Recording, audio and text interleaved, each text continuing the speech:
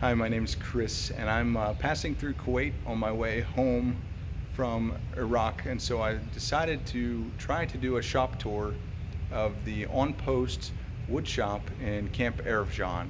So this will be a shop tour video, and really what I want to highlight is the fact that these shops are available to soldiers. There's actually an allotment of wood that you can use for free on a monthly basis. We'll talk a little bit about that in the video, but I just want you to know that these exist because they're always funded based on how much they're used. So if you don't use them, they go away.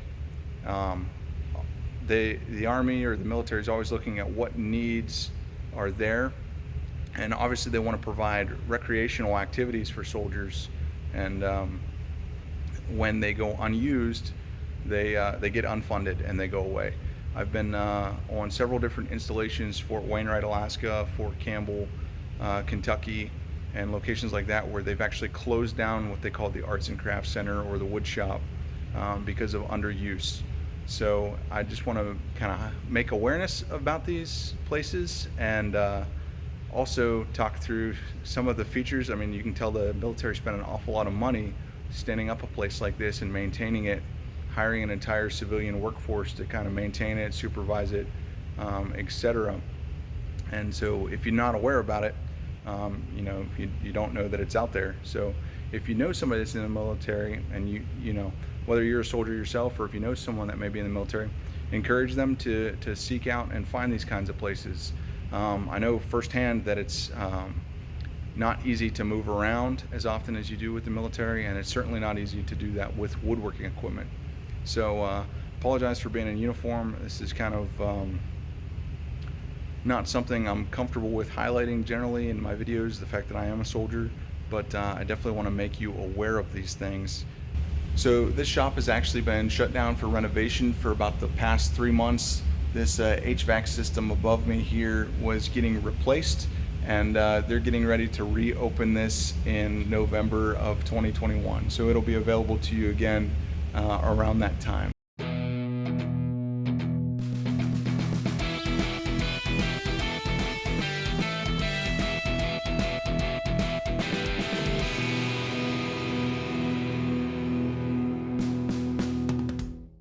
Okay, so this is the training room where you come in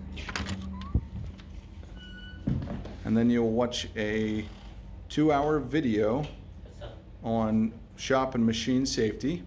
Yes, sir. Do they have to take a test? No, just No? not testing that one. We can only just show the video. Okay. After that, we can just each customer we can provide the Okay. how to use the machine. Okay. And then you said they practice in front of you. Practice. Okay. Sure. By the way, my name's Chris. Yes. What's your name? My name Prince. Prince. Yes. Okay. Do you have a nickname, or do you go by Prince? Is Prince your nickname? That's it, sir. Yeah. Okay. That's an honor to meet you, sir. Yes. Where are you from? India. India. Wonderful. I'm from Pennsylvania in the United States originally. Yeah. So. Okay, so these are the safety rules. Yes, sir. Okay, so safety glasses will be worn at all times. Hearing protection should be used at all times. No headphones authorized. No loose clothing, jewelry, hair. Military in uniform take off their tops. Absolutely no horseplay. Your mother does not work here. Clean up after yourself. Respect the equipment, the shop, each other. The shop is here for yours and others' enjoyment. Everyone here in the shop is an adult. Please act accordingly. Are there materials that soldiers can purchase here, or how do they acquire materials to build projects? Okay. We will provide the materials, sir, just for the wood and just plywood and plexiglass. And just wood, we can 7-8 different variety of the wood. Oh, Just 7 to 8 different types of wood? Walnut, ash, maple, Okay. oak, red oak, white oak, mahogany, and 2x4. And you charge by board foot? No, sir. We can just monthly we can give the 10 board feet one Okay. customer. And it's provided to the soldier? No, we can issue to soldier. Okay. That's wood for the free wood. Free wood, 10 board feet per soldier per month. Yes, sir.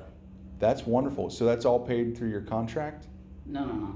That's almost free. That's almost is free. Wow. Yeah. Second thing, we can just two things, and personal project and unit budget. And personal budget, monthly we can give the 10 body feet. And unit budget, you can prepare the memorandum. After that, we can issue the.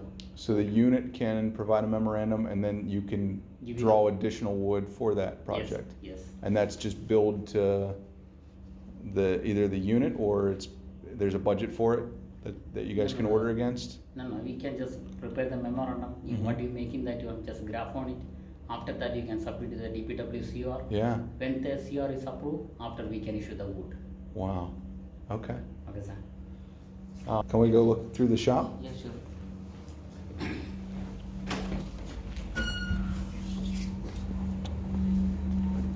So this is where Yeah, this- project lockers. Yeah, this for the storage area, for the customer storage area. And This- I suppose you keep all the finish in here. Yeah, Okay. Is this your wood storage area back here? yeah. This for only for this the cabin. Okay. This cabin, that's for we can issue the cabin for. So they have a key, Yeah, key.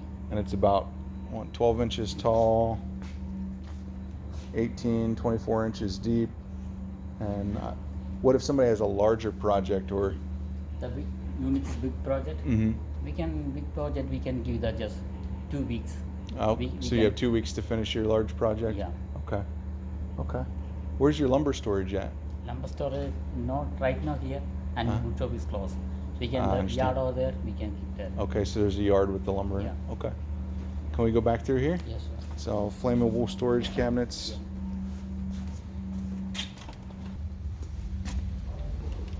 What is this? Is this a finishing room? No, this for the office. Oh, this is the office. Okay. This for the. So do you have a supervisor on duty in Yeah, here? this for the supervisor. Or? Okay. Is there like an emergency power shut off in there or anything? Or where's that at? Okay.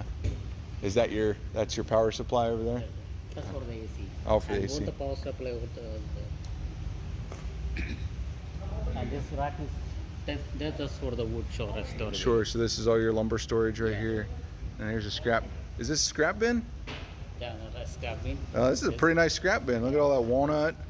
Somebody was making a flag. Yeah. This is scraps. Look at this cherry. This is not scrap. No, I mean somebody will use it for Yeah. sure, yeah.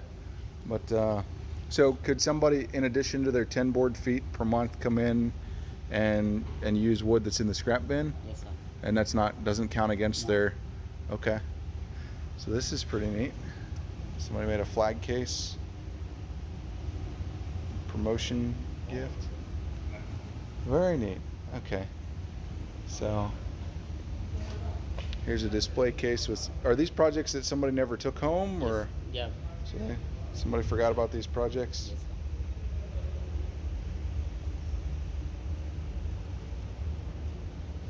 Okay. So I'm going to get an overview of the shop here real quick. Do you know the dimensions of the shop? That's not sure, sir. Okay, fair enough. Okay, so as we enter the workshop, you have, 5 workbenches here on the left that are 4x8 Yes, or just full, for the all benches. all the work.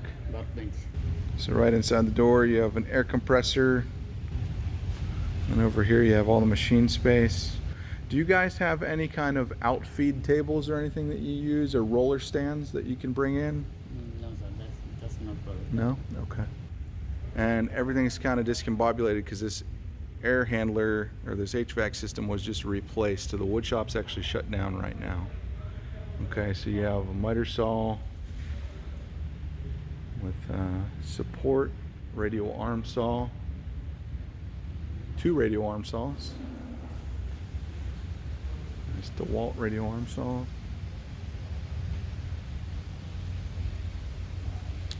Is your so I see your dust collection, does it all go outside? Yeah, that's collecting outside. Okay, so it's over that way. Yeah. So you have a 12-inch or larger duct, it might even be 14. It's a very large duct. And then you have 6-inch all the way down to 4-inch at the machine. So that's a pretty large dust collector, huh? Yes, sir. Okay. That's powerful. So 2 radial arm saws. This bench is probably 20 feet long. A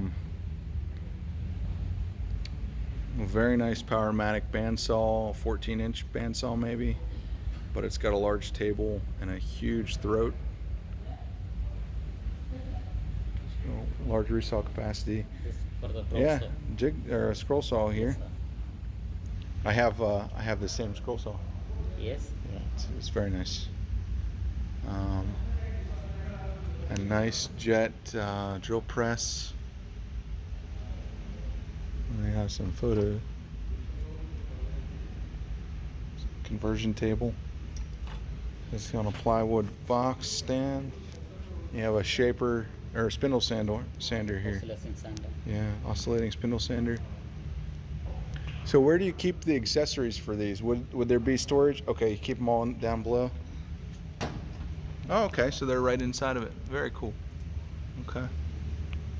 Of course, you have a nice Powermatic 6-inch belt, 12-inch disc sander. What is this? A Powermatic? I don't see a model number here. There we go. Model BD31 Alpha. Very nice Powermatic lathe. It's got a cage, forward speed controls.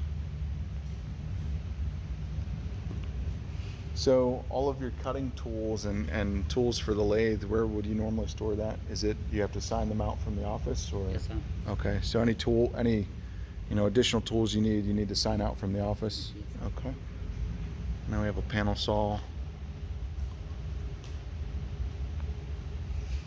There's your sink.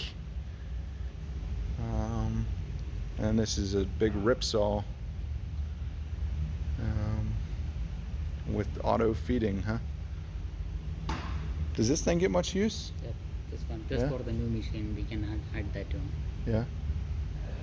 What'd you say about it? It's new? Yeah, this is brand new machine. Oh, brand new. Nice. Okay.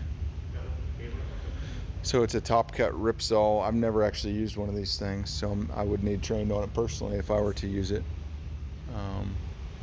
And you have a vise here and a bench, and I think this is is this like a glue up table, or what's this? Is this a roller for some paper? Yeah, we have this for the plastic. Oh, plastic. Yeah, plastic. Okay. That's for the glue working. Okay, so you put down the plastic for gluing on top of. And we have the additional big table. Uh-huh. We can add on that one. Oh, okay. Okay. Great. And then there's magnets. Okay, some magnets there. Okay, and that great Powermatic table saw. Boy, you guys got a lot of rust on here, a lot of surface rust. Yeah. Who does the maintenance on the machines? The whole machine maintenance ours. We It's- have a okay. carpenter here. They Uh-huh. maintenance. So you have a carpenter that Yes. maintains the shop? Yes, Is sir. responsible? Okay, cool. So a nice table saw. And you have a large shaper. So I don't know what size shaper this is, but you got a 1/2-inch collet, and then nice big shaper. And then you have a 20-inch planer. Yes, that's a 20. Wow. Just for So a large Powermatic 20-inch planer, and what is that? A 10-inch joiner? joiner planer. Oh, it does both. Yeah, just a Yeah. joiner planer. Yeah. So a 12-inch planer. Yeah. Wow, very large. And a nice large planer there. And oh, you got carbide. Those are interesting. So these knives aren't flat indexable carbide, but they look like they're carbide. They're slide-in inserts. So a little bit of a different mechanism there. Great. And here's your planer overview.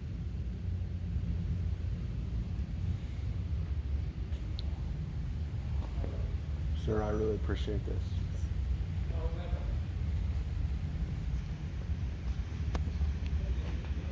So what do we have here? So a Dovetailer. Okay, so it looked like a dovetailing jig clamped to this thing. So this actually I have never seen one of these before. This is just brand new machine. So this is new? Yeah. Okay. Okay, just, So how does it function? So you have a router in there. yeah, we can just. Okay. So it's basically a router bit that follows, yep. This is the mechanism. This. Yes, sir. So rather than a dovetailing jig with a router, this actually, you clamp in your pieces and does it auto, Automatic. do you move it Yeah, by hand or how does this move? I see some pneumatic yeah, controls. Adjusting after they will do it. Okay, so you do all the adjustments with these and then you set it up and then do you move, I see a handle here, do you move it? Yes, sir. Okay, so you move this through the cut. Okay, and how does it prevent from running into the, okay, so there's something that it's following. Okay, so it follows along here and that prevents it. So this is the tracer bearing right here. Okay. And you bring it over, you route it. Cool.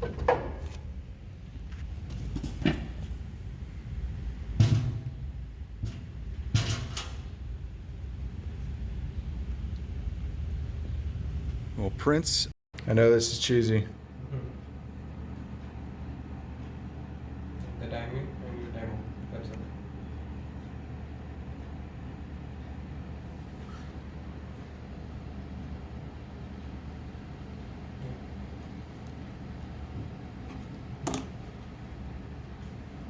Okay, so we have Ralph Valentin here. I met him by way of walking into the Director of Public Works on Camp Arifjan to try to find how I could gain access to the woodshop since it's shut down for maintenance. And I ended up meeting this gentleman and another gentleman, and they steered me in the right direction. But I also thought it would be neat to share just some of his story, and I'll try to introduce it here a little bit. So in the U.S., a lot of the Corps of Engineers is civilian. So excuse me, Ralph, do you mind telling us, your name, your rank, where you're from, and how you found yourself here in Kuwait? Yes, as I mentioned, my name is Ralph Valentin. I'm a first lieutenant, and here in AG, I'm a project manager for DPW. Spent most of my time in Florida, but I recently moved to Pennsylvania. My background, I have a degree in engineering, biomedical engineering, and I have a master in engineering management. Cool. So that's basically my background. I'm from Pennsylvania originally. Yeah. I live in Middletown right now. Middletown? Okay. I'm from Lewistown, which is near State College. Yeah, further away from the central. I'm right in the central. Yeah. That's very close to where I grew up. Oh, that's pretty cool. Yeah, and I went to Penn State for engineering. Really? Yeah, for mechanical. Cool. My fiance is going to Penn State Health. Okay. She's a physician over there. Very cool. Yeah. Which campus, or the main campus? Main campus, Cool. in Hershey.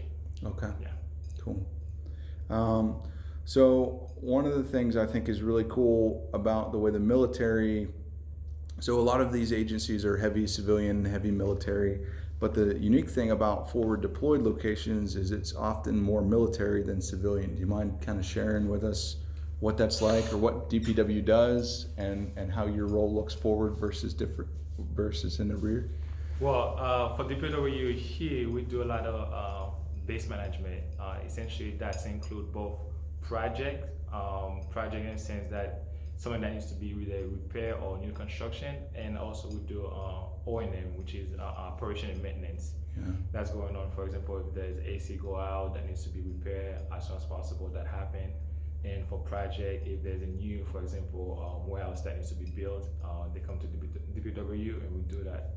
And also DPW provide specialty in both real properties, electrical, and some environmental aspect of the base management for base in Kuwait. So you guys are basically managing an entire small city here, Yes. from power generation to waste management and Yes. everything in between. Yes, we do that with the collaboration with contractors.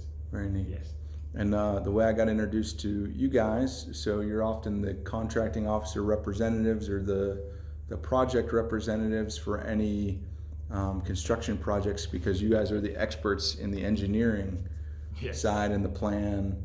Do you mind talking about any of those roles?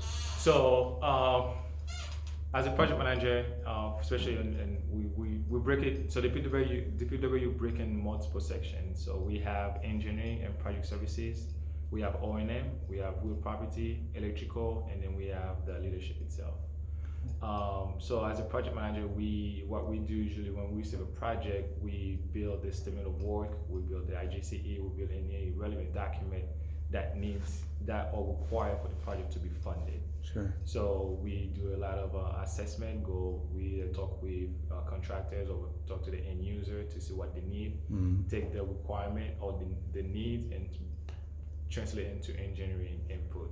Okay. And then that's how we basically push project through and for the planning and execution of projects. So a customer comes to you with a need Yes. for a project, and then you guys basically investigate the bounds of, what that need actually is, develop the plan to achieve that need, the engineering drawings, diagrams, and then that all becomes the request for an actual funding for that project.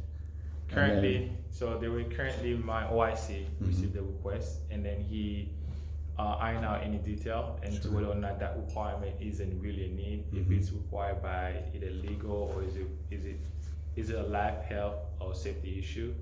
After that, he sent it to us. Here at DPW, we don't have the capability to design the drawing. However, we do collaborate, like I mentioned earlier, with contractors. Yeah. That usually take those after we develop the statement of work and tell them what we need. So a little background: the way we do projects here, we do bid, build, design, instead of telling them exactly how to do it. We tell them what needs to be done. Yeah. And then we send that to them, and then they elaborate onto that, and then we have a concurrence on whether or not we agree with what the statement of method, and then we move forward with the projects. Okay, so you give them more of an outcome, and they develop a plan to include drawings sometimes. Yes. Yeah, so I'm familiar with that on my contracting side. Some of this, I might edit out because we're getting technical. Yes. But this is exactly how, like in where I was, we oftentimes give them 100% design. Yes. And they'll build to that standards, but there's more risk on performance if we're having them design too. Yeah. Or there's also more flexibility in that. Yeah. So it's that trade-off. And then if you give them so much requirement, they might ask for a high pay. Yeah. They say they have to meet certain standards you want them to meet, so they have to get an extra pay for that too. So to mitigate all those risks and cost fee, we just tell them what we need, not how to do it. Cool. Yeah. And I know the government requires competition in contracting. Yes. It's that federal law. Yeah. The FAR. Yeah. Yes. Okay. Well, Ralph, I really appreciate your time, and it was great to meet you. Pleasure's all mine. Thanks for taking the time. So I hope you enjoyed the video. I know I really enjoyed meeting David and Prince and hearing their thoughts on the shop and just seeing what they have here that's available. If you are on an installation or you're military or know someone that is, I encourage you to go see what resources are out there. There may be things like this that are available to you at little to no charge. This one I was amazed to learn that you can even get free wood. Oftentimes you'll have to pay for those amenities and resources, but it's pretty phenomenal that there's actually a funding line for those things here, including unit projects. So definitely get out there and check that out, and hope you enjoyed the tour. Hey, so I hope you enjoyed the video. If you're new here, I'm going to throw a subscribe button right above me. Feel free to click it if this is something you're interested in. I'll have lots more videos like it. I'm going to put a couple videos over here to my right that I think you'll enjoy. Feel free to check them out. If you found some value in this video, hit the thumbs up button. It helps this video do a little bit better. So do your comments.